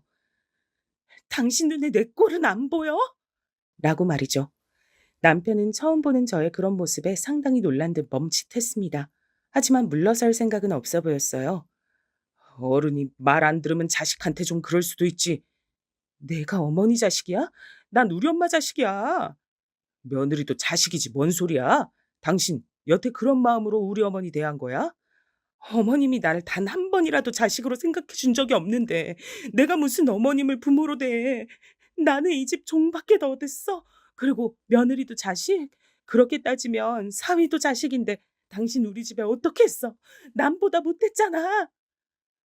제가 그렇게 몰아붙이니 남편은 뭐라 말해야 할지 모르겠다는 어벙벙한 얼굴로 서 있더군요. 그 모습조차 너무 꼴보기가 싫었습니다. 지금 당신이 나한테 그런 말을 할 자격이 있어?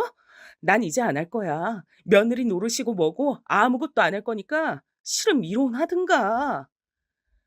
그렇게 말하고는 집에서 나와 그대로 친정으로 갔습니다. 그러곤 무슨 일로 왔냐는 친정 엄마의 말에 그냥 엄마 보고 싶어서 왔다는 말과 함께 며칠 정도 머물렀어요.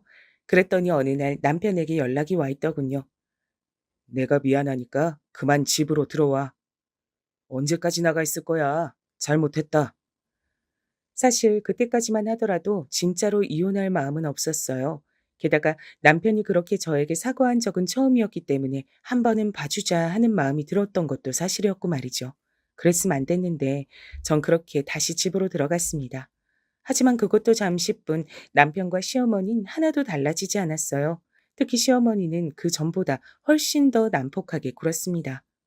얼마나 대단한 일 하는지 한번 보러 왔다. 그렇게 말하면서 가게로 지인들을 다 데리고 와서는 밥을 먹고 갔어요. 물론 계산도 하지 않은 채 말이죠.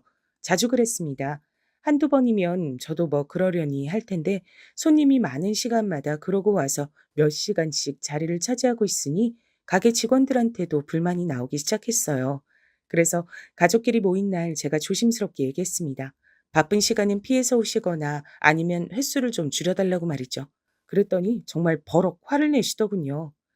아니 그 정도도 못 해줘서 시애미한테 언제 와라 오지 마라 하는 게냐? 너는 대체 전에 나한테 그렇게 맞고도 정신을 못 차리는.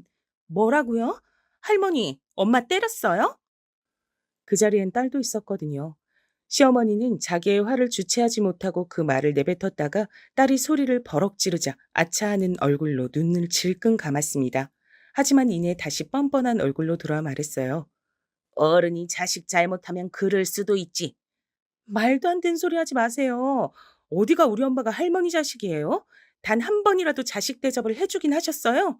시도 때도 없이 불러내서 일 시키고 아들 못 낳는다고 구박하고 뻑하면 불러내서 괴롭히고 세상에 어떤 부모가 자식을 그렇게 막대해요? 할머니는 양심이란 게 있으시면 그렇게 말씀하시면 안 되죠. 자식? 자식이요? 딸아이의 그 말에 시어머니도 버럭 소리를 질렀습니다. 이게 지 잘났다고 어른한테 아주 막 대들지? 너네 집 시부모님들은 아냐? 네가 이렇게 버릇없고 막대 먹어낸 거? 저희 시어머니는 저한테 진짜 잘해주셔서 그런 거 모르시거든요. 할머니처럼 맨날 불러내서 괴롭히고 일 시키고 그런 걸 하지 않으셔서 앞으로도 모르실 거고요. 저는 원래 세상 시어머니는 다 할머니 같은 줄 알고 얼마나 겁을 먹었는데 아니더라고요. 이게 진짜. 시어머니는 그대로 딸아이를 때리려는 듯 손을 들었지만 딸아이는 절대 지지 않았습니다. 엄만 몰라도 저는 절대 안 참아요. 이대로 저 때리시면 전 바로 병원 가서 진단서 끊고 신고합니다. 시어머니는 딸아이의 그 모습에 기가 질린 듯 손을 내려놨습니다. 어디서 저런 게 할머니만 하겠어요. 엄마, 나와, 가자. 그렇게 딸아이의 손에 이끌려 나왔습니다. 딸아이는 저를 데리고 그대로 나왔어요. 그러곤 당장 이혼하라며 닥달했습니다. 이제 엄마, 뭐가 모자라서 그렇게 당하고만 있어? 돈도 벌고 충분히 독립할 수 있잖아. 난 엄마가 거기서 그런 취급받는 거 더는 못 보겠어. 딸아이의 그런 말에도 그리고 저도 여기서 더는 살아선 안 되겠다 생각했지만 선뜻 이혼이 마음대로 되진 않더라고요. 그리고 그날 이후 남편이나 시어머니가 저를 덜 괴롭힌 것도 있었고 말이죠. 게다가 제가 일이 너무 바빠서 그런 것에 정신을 쏟을 여력이 없긴 했습니다. 남편과 시어머니는 제가 얼마나 버는지 잘 모르는 것 같았어요. 사실 그쯤까진 식당이 바쁘긴 했지만 엄청나게 장사가 잘 되는 건 아니었거든요. 그냥 동네에서 맛집이라고 소문이 조금 난 정도? 그래서 남편과 시어머니는 제가 바쁘다고 하면 매일 이렇게 말했습니다. 그거 얼마나 본다고 그렇게 바빠? 하여간 쓸데없는 짓 하는 데 뭐가 있어. 냅둬라. 주제에 뭐 한다고 유세 떨라 그러나 본데 요즘 자영업이 얼마나 망하니 망하는데 얼마 못 가. 사실상 거의 악담 수준이었습니다. 망하라고 고사만 안 지냈지 말이에요. 그러던 어느 날이었어요. 친정어머니가 다시 몸이 안 좋아지셨거든요. 이번엔 척추가 아니라 심장 쪽 문제였는데 수술로 뭔가를 넣지 않으면 오래 살지도 못하고 살더라도 굉장히 힘드실 거란 얘기를 들으셨다고 하더군요. 엄마는 그걸 또 저에게 얘기하지 않았습니다. 알고 봤더니 그 수술 비용이 만만치 않더라고요. 엄마 딸 이제 돈 벌어. 그렇게 미안해하지 않아도 돼. 식당 일하면서 그렇게 힘들게 번 돈을 어떻게 이렇게 함부로 쓰나. 엄마 아픈데 보태는 게 함부로 쓰는 거야? 무슨 말을 그렇게 해. 엄마의 그 말에 마음이 너무 아파서 울었던 기억이 있네요. 이번엔 수술비를 전액 제 돈으로 냈습니다. 남편에게도 따로 말하지 않았고 말이죠. 물론 모아둔 돈 거의 다 써야 했지만 그 어떤 금액도 엄마가 아프지만 않다면 낼 수 있었어요. 그렇게 수술이 끝나고 며칠이 지난 어느 날이었습니다. 엄마 병원에 들고 갈 죽과 반찬들을 싸서 나가는데 남편이 절 잡더라고요. 장모님 심장 수술하셨어? 그걸 어떻게 알았어? 어떻게 알았는지 중요한 거 아니고 왜 말 안 했어? 전에 엄마 척추 수술할 때 일이 생각나서 아예 얘기하지 않은 거였거든요. 뭐 얘기한다고 해서 걱정을 하거나 뭘 해줄 사람도 아니었고 말이죠. 그래서 그냥 얘기하지 않은 건데 남편은 다른 부분에 꽂힌 듯 했어요. 수술비 어떻게 했어? 들어보니 심장 수술이 한두 푼이 아니라던데. 그게 왜 궁금한데? 장모님이 그 돈이 있을 리 없고 당신이나 희은이 돈 받은 거 아니고? 그렇다고 한들 그게 뭔 상관이야? 당신한테 달라고 한 것도 아닌데. 나랑 왜 상관이 없어? 당신 돈이면 그건 공동재산이니까 나한테도 논의해야 있고 희은이 돈이면 대체 언제까지 자식한테 손 벌려가며 병치래야 하는데 그것도 지 부모 아니고 왜 할머니를. 결국 돈 얘기더군요. 제가 어이가 없어서 말했습니다. 내가 번 돈인데 그게 왜 공동재산이야? 그럼 나는 내가 번 돈인데 당신한테 생활비 왜 줬어? 그걸 생활비 줬다고 할 수 있어? 말 그대로 최소한 먹고 자고 할 비용을 준 거지. 가스비, 전기세, 그리고 장 보는 비용 등등. 정말 생활에 필요한 금액 말고 10원 한 장 당신이 나한테 돈을 더 준 적이 있어? 매달 어디에 얼마 썼는지도 보고받았잖아. 남편은 그 말에 입을 다물더군요. 할 말이 없었겠죠. 하지만 그 뻔뻔함은 상상을 초월했습니다. 그럼 당신도 나한테 생활비 줘. 그럼 네가 살림도 해. 너무 화가 나서 버럭 소리를 질렀어요. 지금 무슨 말도 안 되는 소리를 하나 싶더라고요. 당신이 살림 살고 요리하고 다 해. 그러면 내가 생활비 줄 테니까. 대신 매달 어디에 얼마 썼는지 나한테 꼭 보고하고. 그랬더니 할 말이 없는지 입을 삐죽거리더군요. 어디서 말도 안 되는 소리를 하고 있어. 남자랑 여자랑 같아? 뭐가 다른데? 그리고 그래서 당신이 여태 나 그렇게 취급하면서 살았잖아. 왜? 그걸로는 아직 부족해? 그렇게 또 한바탕 난리가 나며 그 일이 지나갔습니다. 아니, 저는 아무리 뻔뻔해도 본인 입으로 저런 소리를 할 줄은 몰랐거든요. 척추 수술 때 늙은이 그렇게 더 살아서 뭐하냐고 그렇게 막말을 하던 사람이 제가 그걸 다 얘기하겠냐고요. 그때부터 저는 이혼을 하기로 마음을 먹고 여기저기 상담을 다녔습니다. 물론 딸아이의 도움을 받아서 말이죠. 저는 사실 사위나 사돈댁이 어떻게 생각할까 싶어서 더 못한 것도 있었거든요. 겉으론 괜찮다, 상관없다고 해도 속으론 무슨 생각들을 할지 사실 모르는 일이잖아요. 그런데 사위는 진심으로 저의 그런 선택을 응원해줬습니다. 저는 어머님의 선택을 정말 응원하고 존중합니다. 그동안 아버님이 어머님한테 하시는 행동들을 보면서 옳지 않다고 생각했던 적도 많고, 그리고 새로운 인생을 시작하시기에 나이가 무슨 상관이 있겠어요. 저희 집에서도 그런 건 전혀 개의치 않아들 하시니 너무 걱정 마세요. 그 말에 굉장히 용기를 많이 받긴 했어요. 고맙기도 했고 말이죠.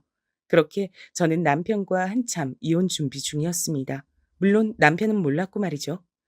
남편은 제가 그동안 계속 참으며 살았고 최근에 이렇게 장사하고 제가 밥벌이를 하면서도 별 다른 행동을 하지 않으니 그냥 이렇게 살겠다고 생각하는 모양이었어요. 그러니 저에게 계속 막대할 수 있었던 거겠죠. 그러던 어느 날이었습니다. 여느 날처럼 시어머니가 절 부르셨어요. 보나마나 반찬 같은 것들을 해달라고 한다거나 심부름이었을 거라 가지 않을까도 생각했지만 그마저도 얼마 남지 않았다는 생각으로 시어머니 집에 갔었습니다. 물론 제 예상처럼 음식을 해달라, 청소해달라 그런 얘기를 하기 위해 부른 건 맞았어요. 그런데 시어머니의 모습이 평소와는 달라 보이긴 했습니다. 어디 안 좋으세요? 시어머니는 한눈으로 봐도 어딘가 아파 보이는 사람의 모습을 하고 있긴 했어요. 제가 그렇게 묻자 아픈 몸을 하고도 저에게만큼은 지고 싶지 않은 건지 아니면 자신이 늙고 아프다는 걸 저에게 보여주는 게 자존심이 상했던 건지 어떤 건지 눈을 부릅뜨고 째려보더라고요. 정말 대단하신 분이죠? 그냥 감기가 좀 걸렸을 뿐이다. 시애미가 뭐 해달라 하면 그냥 군말 없이 해주는 거지. 뭐 입을 그렇게 많이 대? 아프냐 한마디 물었을 뿐인데 그렇게 나오는 사람이 저희 시어머니셨어요. 저도 그래서 더는 묻지 않았습니다. 그냥 해달라는 거 해드리고 나왔어요. 마지막이라고 생각하니까 별로 그다지 화도 나지 않더라고요. 그리고 며칠이나 지났을까요? 가게에서 일을 하고 있는데 남편에게서 다급하게 전화가 왔습니다. 병원이라더군요. 그래서 일을 직원들에게 맡기고 병원으로 달려갔어요. 시어머니가 쓰러지셔서 입원하셨더라고요. 원래 신장 쪽이 안 좋았었는데 요즘 들어 심해지셨던 모양이야. 그래서 투석을 받아야 한다네. 남편이 그렇게 말을 하는데도 제가 무감각한 얼굴로 남편을 가만히 바라봤거든요. 남편이 말을 이었습니다. 일단 급한 대로 내가 병원비는 다 냈어. 뭐 병원비 낸 거 두고 뭐라고 할 생각도 없었어요. 저희 엄마한텐 늙어서 그렇게 병원에 돈 들여가며 살아선 뭐하나 하더니 자기 엄마 아프니까 한 번의 망설임 없이 그렇게 병원비를 낸 게 웃기긴 했지만 말입니다. 하지만 남편이 그 뒤로 한 말에는 정말 참을 수가 없었어요. 투석이 일회성으로 그치는 건 아닌 것 같고 앞으로 주기적으로 받아야 하는데 이게 비용이 만만치 않더라고. 다음엔 당신이 좀 내. 무슨 소리를 하나 잠시 생각했어요. 제가 정말 모르겠다는 얼굴로 남편에게 되물었습니다. 내가 왜? 저의 그 말에 오히려 남편이 황당한 얼굴을 하더군요. 정작 황당해서 말도 안 나오는 건 저였는데 말입니다. 왜냐니? 어머니 아프신데 그럼 안 하려 그랬어? 당신은 안 했잖아. 우리 엄마 아플 때. 그 말에 남편이 잠시 굳은 듯 했어요. 아마 자신이 했던 말과 행동들이 스쳐 지나간 거겠죠. 제가 단호한 얼굴로 대체 왜 그래야 하는 건지 영문을 모르겠다는 듯 계속 바라보고 있자 남편은 저를 달래야겠다고 생각한 모양이었어요. 물론 그게 통할 리 없었지만 말입니다. 그걸 그렇게 아직 마음에 두고 있었어? 그래, 내가 미안해. 그니까 그건 다 있고 이젠 장모님한테도 어머니한테도 자식 노릇 제대로 하자. 여태 한 번도 그런 소리를 한 적 없으면서 인제 와서 그러는 게 정말 어이가 없어서 가만히 있었어요. 제가 알기론 투석도 비용이 상당히 많이 드는 걸로 알고 있었거든요. 자기 혼자 하기에는 부담스럽고 또 맨날 돈, 돈 했던 양반이라 돈이 아깝다고 생각하지 않은 건 또 아닌 겁니다. 그 속내가 뻔히 보여서 그냥 가만히 있었어요. 그랬더니 남편은 그런 제 모습을 보고 자기가 잘못했다 사과한 게 통했다고 생각하는 모양이더라고요. 제가 그동안 얼마나 호구같이 굴었으면 그럴 수 있었는지 지나간 날들이 정말이지 후회스러웠습니다. 그리고 여보, 우리 불쌍한 엄마, 우리가 모시고 살자. 가만두니까 아주 그냥 웃기는 소리만 골라서 하더라고요. 그 말까지 듣고선 제가 픽 웃었습니다. 남편은 그런 저를 왜 웃냐는 듯 바라봤어요. 제가 말을 이었습니다. 어디서부터 말을 해야 할지 감도 안 잡히네. 일단 나는 당신 엄마 아픈 거에 10원 한 장 보탤 생각 없어. 그건 당신도 할 말 없을 걸로 생각해. 당신이 그랬잖아. 늙었으면 그냥 가만히 죽지. 왜 병원에 돈을 갖다 바치냐고. 그건 내가 방금 잘못했다고 했잖아. 자기 엄마 아프니까 인제 와서 하는 사과? 그걸 내가 진심으로 믿을 만큼 멍청해 보여? 그리고 내가 그동안 당신이랑 당신 어머니한테 당한 게 얼만데 내가 번 돈을 거기다 갖다 바치냐? 내가 미쳤어? 당신 말을 꼭 그렇게 해야 해? 엄마가 아프시다는데? 우리 엄마 아플 땐 더 했잖아.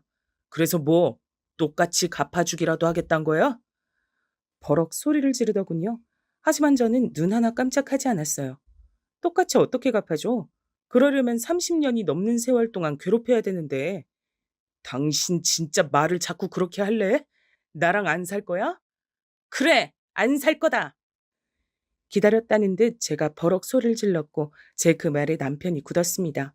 방금 본인이 무슨 말을 들은 건지 생각하는 듯 했어요. 그리고 이내 이해를 했는지 버벅대며 말을 이어가더군요. 아마 제 입에서 그런 말이 나올 거라곤 단 한 번도 생각해보지 못했다는 듯 엄청나게 당황한 모습이었습니다.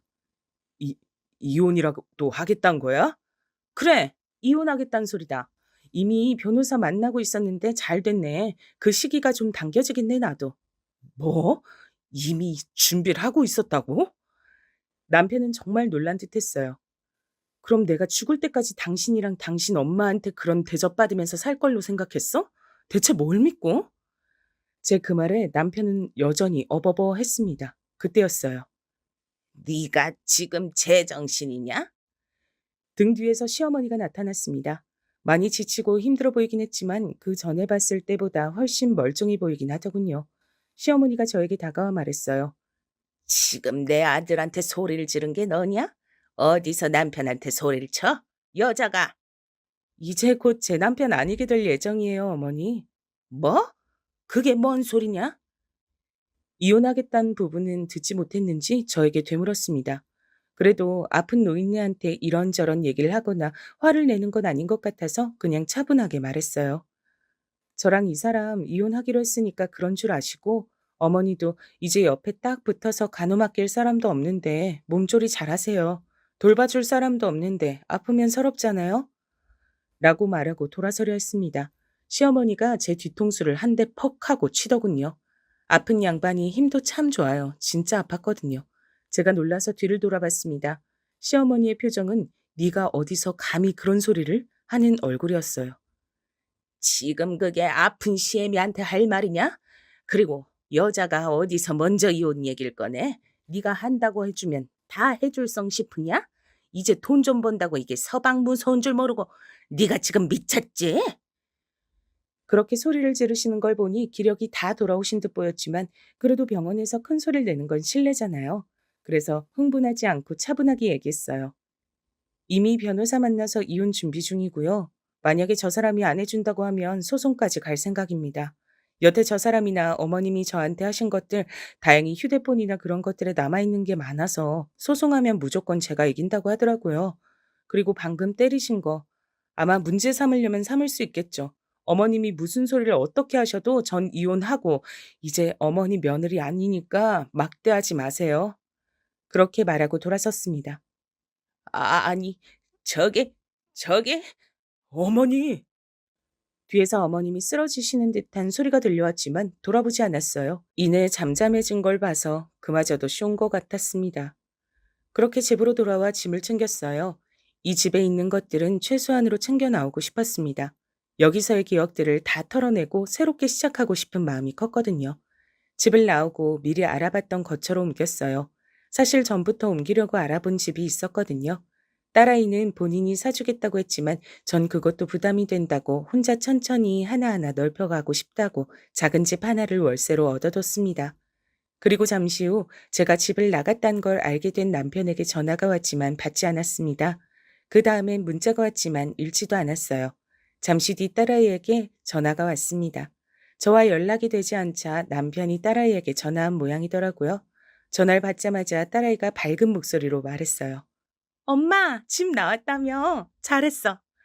세상 어떤 딸이 엄마가 집을 나왔다는데 잘했다고 하는지 원. 그 현실이 씁쓸해서 웃었습니다. 네 아빠가 전화했댄? 엄마 어딨냐고. 그래서 모르고 알아도 아빠한테는 알려드릴 생각 없으니까 나한테 묻지 말라 그랬어. 그렇게 집을 나온 뒤 본격적인 이혼 절차가 진행됐습니다. 남편은 당연히 합의하지 않았어요. 그래서 소송으로 갔습니다. 그 사이에 협박도 하고 빌어도 보고 저에게 할 수 있는 건 다 하는 듯 보였지만 전 하나도 받아주지 않았죠. 그리고 소송이 남편에게 완전히 불리하게 돌아갔고 남편도 그걸 인정하던 어느 날이었습니다. 어머니가 당신 한번 보고 싶대.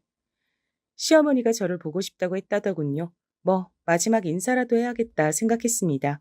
그때 병원에서 본 모습이 마지막인데 제대로 인사도 안 했잖아요. 어쩌면 이제 살아생전엔 평생 볼 일도 없을 수 있으니 그냥 인사나 하러 가야겠다 하는 마음으로 찾아갔어요. 그간 미안했다. 그러니 그만하거라. 예상을 아예 하지 않은 건 아니었어요. 건너듣기론 병간호해주는 간병인들도 하나같이 마음에 안 든다며 잘라냈고 음식도 워낙 까탈스럽게 굽는 바람에 스스로 그만둔 분들도 많았다고 들었거든요. 본인이 불편한 게 많아지고 힘이 드니 미안하다 사과를 할 거란 걸 이미 알고 있었습니다. 어머니, 저는 어머니 사과 한마디로 물러설 거였음 시작도 안 했어요. 이건 제가 한두 번 당한 걸로 내린 결정이 아니에요. 수십 년간 쌓여온 겁니다. 그러니까 사과한답시고 해결될 일도 아니죠. 전 어머니 며느리로 살 생각이 죽어서도 없어요. 그러니 포기하시고 어머니도 불편하면 불편한 대로 사세요. 평생 며느리 부려먹으며 편하게 사셨으면 이젠 좀 그래도 돼요. 제 말에 뭐라 하는 시어머니를 그대로 두고 사온 과일을 두고 나왔어요. 잘 지내시란 인사를 하고 말이죠. 위자료나 재산 분할은 많이 받지 않는 걸로 최종 합의했습니다. 아마 시어머니 병원비에 돈이 많이 들 거예요. 그걸 알고 있었기 때문에 더 받지 않았죠. 남편도 그 조건으로 더 시끄럽게 굴지 않고 합의를 해준 거고요. 그렇게 다 정리했습니다. 저는 이제 장사를 하면서 혼자 살고 있어요. 장사 규모가 점점 더 커지고 제가 마련한 살림살이들이 늘어나고 요즘은 그 재미로 하루하루를 즐겁게 보내고 있습니다. 물론 남편은 까탈스러운 시어머니 때문에 고생이 많은 듯 했지만요. 이제 제 마음의 반의 반이라도 알지 모르겠네요. 늦었다고 생각했지만 그런 게 아니었더라고요. 지금 돌이켜보니 그렇습니다.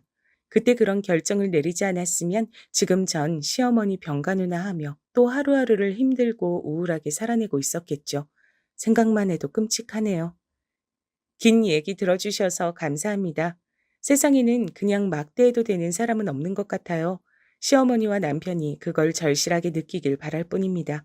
그럼 이제 그만 사연을